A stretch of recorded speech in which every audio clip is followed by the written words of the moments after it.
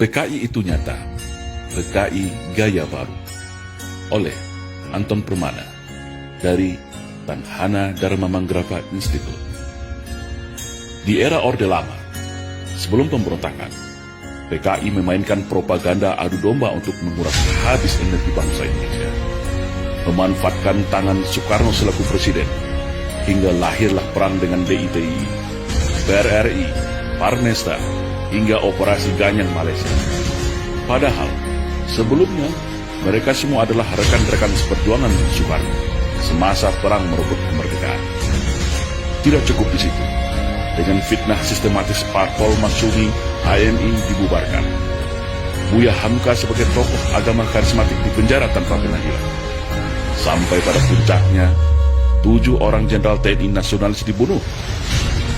Setelah clear semua, yaitu tokoh kelompok yang dianggap akan menjadi batu sandungan disikat, barulah PKI ini melakukan kudeta, mengganti ideologi negara Pancasila dengan komunisme, atau yang kita kenal dengan Gerakan 30 September.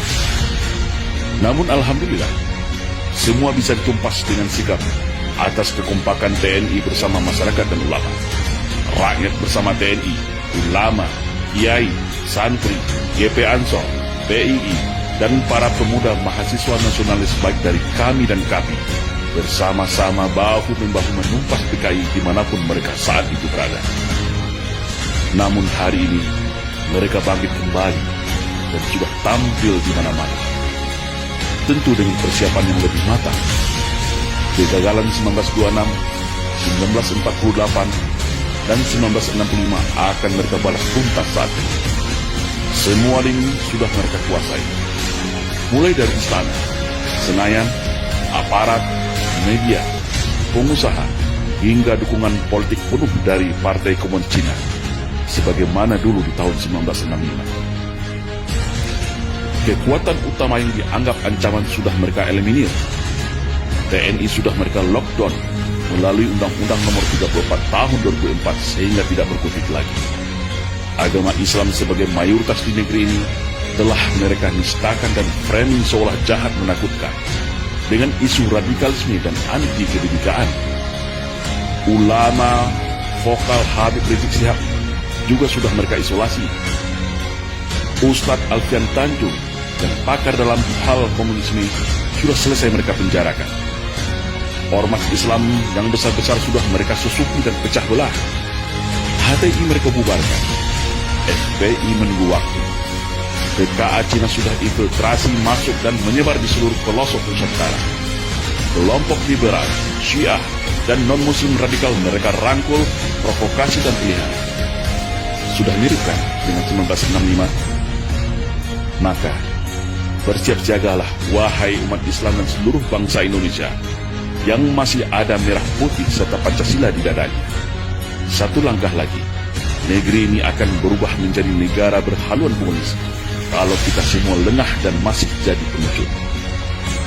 PKI hari ini adalah PKI Gaya Baru yang bangkit dari kuburnya.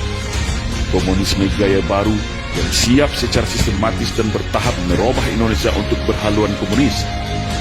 Hari ini mereka katakan negara tak butuh agama, cukup Pancasila saja.